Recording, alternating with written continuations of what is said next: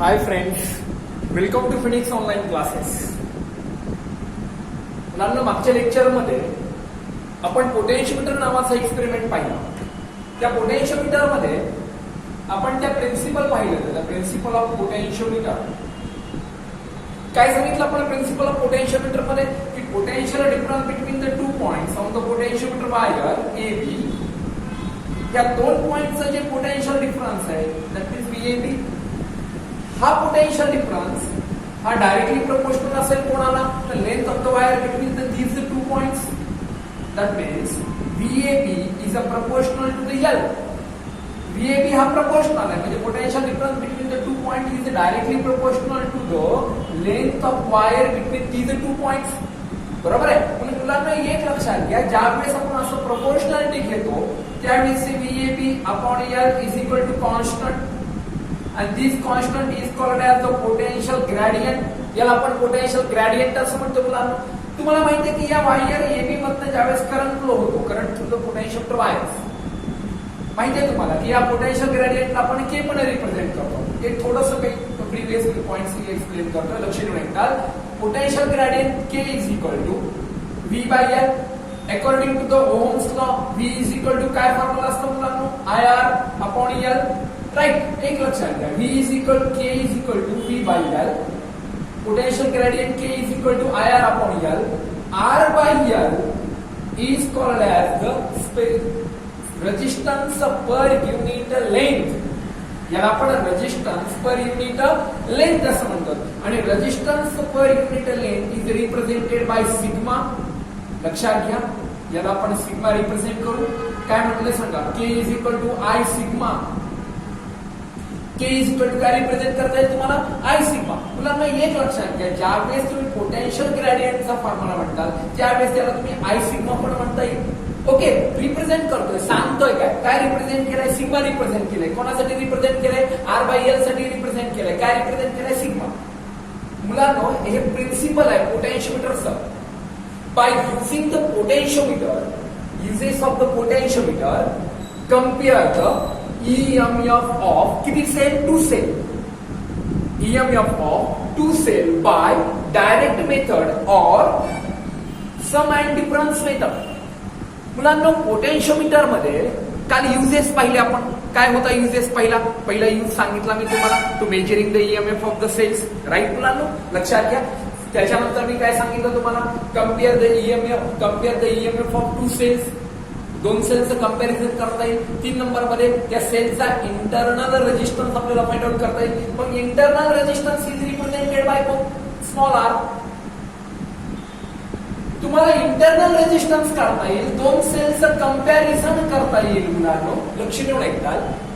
मग हे करण्यासाठी ह्या पोटेन्शियोमीटरचा जो यूज आहे त्याच्यामध्ये आज मी तुम्हाला एक लक्षात घ्या, या लेक्चरमध्ये आपण पहिली मेथड पाहू, टू सेलचं कंपॅरिझन पाहू.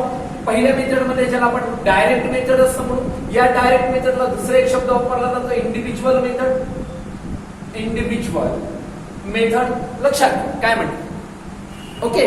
कंडिशन समजून घ्या. परत एकदा रिप्रेझेंट करतोय आणि सांगतोय K is equal to I sigma.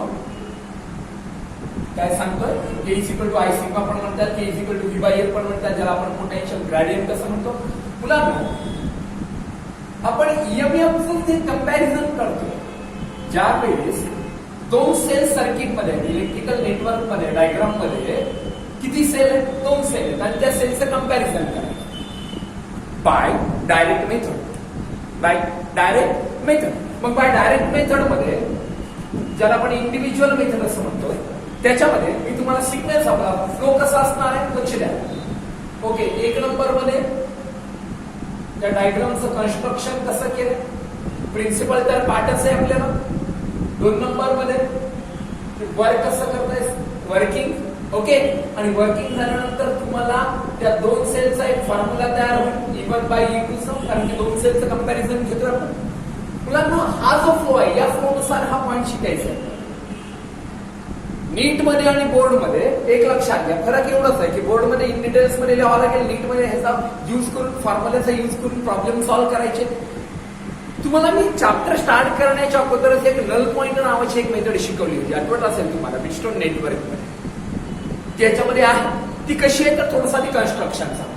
मुलांना तुम्हाला कालचा पॉईंट म्हणतोय A B is the potentiometer wire. लक्ष देऊन ऐकाल. A B is the potentiometer wire 2 to 10 meter long. माहितीये ना, बरोबर आहे. या वायर ए बी च्या अक्रॉस मध्ये कोण जोडलंय पहा. ईएमएफ ऑफ द सेल, की अँड रिओस्टॅट. लक्षात घ्या, हे ऍडजस्ट करायचं आहे तुम्हाला नंतर. रिओस्टॅट आहे, ही की आहे. सगळ्यात महत्वाचा हा मेन सोर्स आहे आपला, ज्याला मेन ईएमएफ असं म्हणून नेटवर्कचा. लक्षात घ्या. त्याच्यानंतर पुढे बघा, वायर एबीच्या अक्रॉस मध्ये आपण हे तिन्ही कॉम्बिनेशन, कोणत्या कॉम्बिनेशन मध्ये जोडले. These are connected in the series combination. Series combination मध्ये जोडले. मुलांना ऐकून घ्या. त्याच्या नंतर डायग्राम मध्ये अजून काय काय एक लक्षात घ्या. किती सेल आहेत अजून. 2 cells, E1 and E2. Positive terminal of the cell E1 and E2. ह्या E1 and E2 चे पॉझिटिव्ह टर्मिनल कोणत्या पॉइंटला कनेक्ट केलेत. ए पॉइंटला. जो ए पॉइंट सेल ई च्या पॉझिटिव्ह टर्मिनल आहे. परत एकदा वन्स अगेन रिपीट करतोय. Positive terminal of the cell E1 and E2 are connected at the point A, and these points are also connected to the positive terminal of the cell E. या E च्या positive टर्मिनलला तो connect केलाय. Next point एक लक्षात घ्या. ह्या सेलचे निगेटिव्ह टर्मिनल्स कन्स्ट्रक्शन मध्ये सांगतोय. या सेलचे निगेटिव्ह टर्मिनल्स पहा. E1 and E2 चे are connected to the 2 keys, K1 and K2, ज्याला आपण 2 वे की असं म्हणू. 2 वे की असं म्हणू. सांगा 2 वे किती आहे. 2 वे की K1 and काय K2 आहे. Negative terminal of the cell E1 and E2 are connected to the 2 way key. आणि या 2 वे कीचा कॉमन जो टर्मिनल आहे, म्हणजे हा कॉमन टर्मिनल, या पॉइंटला आपण कॉमन टर्मिनल्स असं म्हणू. राईट मुलांना, हा कॉमन टर्मिनल्स आहे. पण हा कॉमन टर्मिनल कोणाला कनेक्ट केलाय तर common terminals are connected to the sliding jockey. Sliding jockey, जॉकीला कनेक्ट केलाय, पण थ्रू द गॅलॅनोमीटर्स. गॅलॅनोमीटर्स. मुलांना हे कन्स्ट्रक्शन लक्षात आलं असेल तुम्हाला. मी काय पडलंय तर पोटेन्शियोमीटर वायर एबी आहे, त्याच्या अक्रॉस मध्ये ईएमएफ आहे, की आणि रिओस्टॅट आहे. नंतर तुम्हाला सांगितलं की मेन सेल आहे सगळ्या घ्या. E1 and E2 चे पॉझिटिव्ह टर्मिनल्स कोणाला कनेक्ट केले. पॉइंट ए ला. त्यांच्या निगेटिव्ह टर्मिनल 2 वे कीला कनेक्ट केलं. त्या 2 वे कीचा कॉमन टर्मिनल स्लाइडिंग जॉकीला केलेला. जी जॉकी आपण काय करणार, स्लाइडिंग टच करत जाणार ऑन द पोटेन्शियोमीटर वायर. मुलांना सगळ्यात महत्वाचं, हे वायरला कनेक्ट करायच्या अगोदर मध्ये कोण झाला between the common terminal, common points and sliding jockey are connected to the galvanometers. त्या दोघांच्या मध्ये गॅलॅनोमीटर कनेक्ट केलंय. जे गॅलॅनोमीटर तुम्हाला नल पॉइंट सापडून देईल. जे गॅलॅनोमीटर तुम्हाला झिरो डिफ्लेक्शन दाखवेल, ज्या वेळेस पोटेन्शियोमीटर वायर मधनं करंट फ्लो होणार नाहीये. करंट फ्लो होणार नाहीये. लक्षात घ्या, मी काय म्हटलंय, करंट फ्लो होणार नाहीये. त्यावेळेस याच्यामध्ये ज्या पॉइंटला तो करंट फ्लो होणार नाहीये तो पॉइंट म्हणजे नल पॉइंट आहे. त्या पॉइंटला तुम्हाला नल पॉइंट सापडेल. It is called then the galvanometer shows the zero deflection. Galvanometer आपल्याला त्या ठिकाणी झिरो डिफ्लेक्शन दाखवेल. मुलांना हे झालं कन्स्ट्रक्शन. हे कन्स्ट्रक्शन झाल्यानंतर आपण या एक्सपेरिमेंटची वर्किंग पाहू. काय एक्सपेरिमेंटची वर्किंग कशी. ही working 2 parts. Part first and part second. 2 parts मध्ये. कशी 2 पार्ट्स मध्ये ती थोडीशी लक्ष ठेवून ऐकतात. आणि याचा प्रॉब्लेम, याचा वापर कसा करायचा प्रॉब्लेम सॉल्व्ह करण्यासाठी तर ते तुम्हाला मी सांगणार आहे. आपण 2 सेलचं कंपॅरिझन करतोय. पहिल्यांदा जो पहिला पार्ट असेल त्यावेळेस आपण एक लक्षात घ्या, 2 सेलचं कंपॅरिझन करतो. मग ते कसं कंपॅरिझन करतोय ते थोडंसं लक्ष ठेवून बघा. Okay. when closing the key K, ही की क्लोज करा. क्लोज केली ही की क्लोज, ही अशी की क्लोज करा. की क्लोज केल्यानंतर हा जो ईएमएफ आहे, जो मेन सोर्स आहे आपल्या पूर्ण नेटवर्क मधला, तो कोणता करंट फ्लो करेल तर steady current. Steady current means does not depends upon the time. जो करंट टाइमवर डिपेंड नसतो त्याला आपण स्टेडी करंट असं. हा स्टेडी करंट फ्लो होतोय लक्षात घ्या on the potentiometer wires. Potentiometer wire मधनं ज्यावेळेस करंट फ्लो होतोय त्यावेळेस एक लक्ष देऊन ऐका मी काय म्हणतोय. पोटेन्शियोमीटर वायर मधनं ज्यावेळेस करंट फ्लो होतोय लक्षात घ्या, वायर मधनं करंट फ्लो होता क्षणी तोच करंट इथनं पण फ्लो होणार आहे सेल E1 आणि E2 मधनं. पार्ट फर्स्ट मध्ये जी K1 जी कीज आहे ती तुम्हाला क्लोज करायची. K1 is close and K2 is open. K1 he close करायची आहे आणि K2 काय करायची आहे, ओपन करायची आहे. मग मला एक सांगा मुलांनो, K1 जर क्लोज केली आणि K2 जर काय केली, ओपन ठेवली, तर इथनं फ्लो होणारा करंट या डायरेक्शन मधनं फ्लो होईल. याचा अर्थ सेल E1 सर्किट मध्ये चालू होईल आणि E2 हा डिस्कनेक्ट होईल. E2 काय होईल, डिस्कनेक्ट होईल. इथनं करंट फ्लो होणार नाहीये, E2 डिस्कनेक्ट होणार आहे. E1 एक लक्षात, E1 is now in the circuit, E2 is a disconnected. या ठिकाणावर सेल E2 हा डिस्कनेक्ट होणार आहे. सर्किट मध्ये सेल कोणता चालू राहतोय, E1 सेल चालू राहतोय. इथनं फ्लो होणारा करंट कोणाच्या थ्रू जातोय, गॅलॅनोमीटरच्या. गॅलॅनोमीटर शोज द सुटेबल डिफ्लेक्शन्स, राईट, बरोबर आहे ना.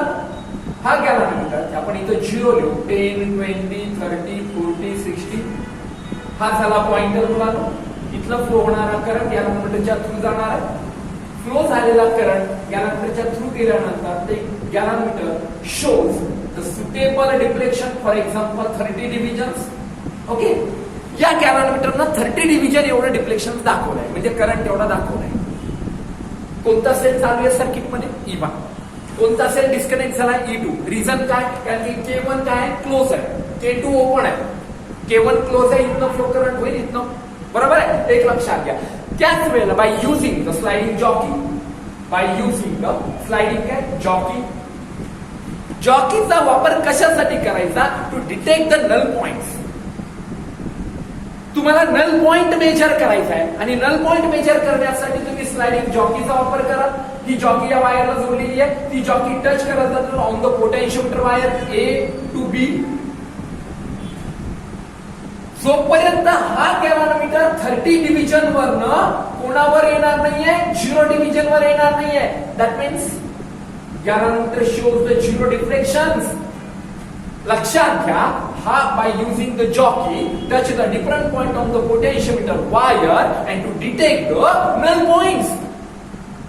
नल पॉइंट शोध करा, डिटेक्ट करा. मग एक लक्षात घ्या, ज्या वेळेस मी इथनं अशी जॉकी टच करत आहे, एक कंडिशन समजून घ्या, जॉकी कंटिन्युअसली टॅप करायची नाहीये, because the heating effect are produced on the potentiometer wire. या ठिकाणावर जर हीट जर डेव्हलप होत गेली तर त्या व्हॅल्यूचं रेजिस्टन्स, टेम्परेचर वाढेल आणि रेजिस्टन्सची व्हॅल्यू पण चेंज होत जाईल. त्याच्यामुळे येणाऱ्या ज्या व्हॅल्यू आहेत त्या व्हेरिएबल्स असतील. ओके, मुलांना थोडं लक्ष देऊन पुढे ऐकून घ्या. Touch the different point on the potentiometer wire and to detect the null point. एक लक्षात घ्या, पॉइंट P1 पाशी गेल्यानंतर P1 या पॉइंटला गॅलॅनोमीटरनं किती डिफ्लेक्शन दाखवलंय, 0. याचा अर्थ P1 नावाचा जो पॉइंट आहे तो बॅलेन्स पॉइंट आहे. कोणता पॉइंट आहे, बॅलेन्सिंग पॉइंट आहे, सॉरी नल पॉइंट. कोणता पॉइंट आहे, नल पॉइंट आहे. To measuring the balancing length A to P1,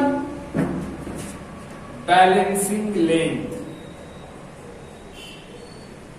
AP is equal to length L1. इथून इथपर्यंतची लेंथ आहे ती L1, balancing length L1. Across the potential difference wire AP1, ह्या AP1 च्या across the potential difference दाखवलं जाईल, ते VAP1 असेल. VAP according to the principle of potentiometer, principle of potentiometer काय सांगेल, VAP1 is equal to KL1. K is called as the potential gradient. Cell कोणता चालू आहे, आपण याला E1 म्हणू. E1 is equal to KL1. Equation first. He process repeat करा. कशी रिपीट करायची आहे, लक्ष देऊन ऐकता. मला सांगा, पहिल्या पार्ट मध्ये K1 ला काय केलं, आपण क्लोज केलं होतं. आता ती कीज काढून घ्या. ही क्लोज केलेली की ओपन करा. लक्षात घ्या. आता काय करायचं, ह्याच्या रिव्हर्स प्रोसेस करा.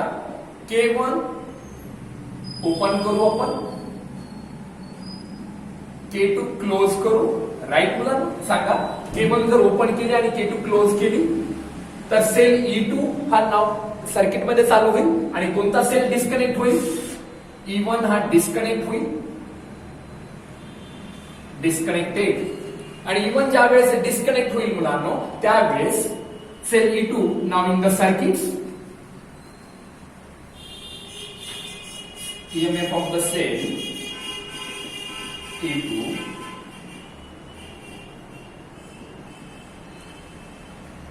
now in the circuits E2 हा सेल सर्किट मध्ये चालू असेल. लक्षात घ्या मी काय म्हटलंय तर. ओके, बाय युझिंग, परत रिपीट वन्स अगेन. ज्यावेळेस तुम्ही ज्यावेळेस K2 क्लोज करताय आणि K1 ओपन करताय त्यावेळेस परत एकदा लक्षात घ्या, गॅलव्हॅनोमीटर वन्स अगेन रिपीट काय करेल, या वेळेला गॅलव्हॅनोमीटर समजा मी तुम्हाला म्हटलं की 60 डिव्हिजन दाखवेल. पहिल्या वेळेस किती दाखवलंय, 30 डिव्हिजन. आता जर सेल E2 जर सर्किट मध्ये चालू आहे तर हा 60 डिव्हिजन दाखवतोय. परत by using the jockey and to touch the different point on the potentiometer wire and to take the null points. मुलांनो, ज्यावेळेस तुम्ही नल पॉइंट शोधताय त्यावेळेस या पोटेन्शियोमीटर वायरवर कोणत्या पॉइंटला शोधताय, ऍट पॉइंट P2 ला.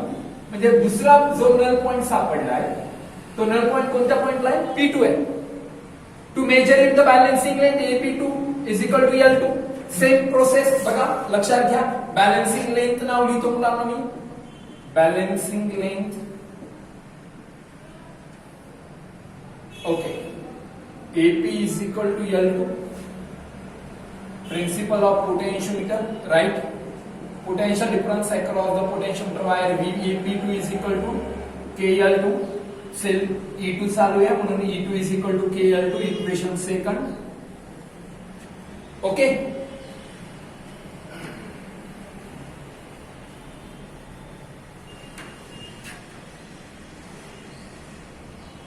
divide equation first by second. E1 upon A2 is equal to KL1 upon KL2. K get cancel. E1 upon E2 is equal to L1 upon L2. This is the formula for compare the EMF of two cell by direct method. By direct method. Direct method मध्ये काय formula सांगितलाय, E1 upon E2 is equal to L1 upon L2. E1 by E2 is equal to L1 upon L2. Okay मुलांना, याच point वरनं direct method वरनं नंतर आपल्याला एक second method घ्यायची आहे, सम अँड डिफरन्स मेथड. ही सम आणि डिफरन्स मेथड आपण नेक्स्ट लेक्चर मध्ये घेऊ. याच्या उद्या काही प्रॉब्लेम्स पण पाहणार आहोत, तर थोडंसं लक्ष देऊन ऐकताल. आपण काय काय पाहिलंय, कन्स्ट्रक्शन, वर्किंग, त्याच्यामध्ये फॉर्म्युला बनवलाय, टू वे की वापर केली आहे, लक्षात घ्या. Okay, thank you.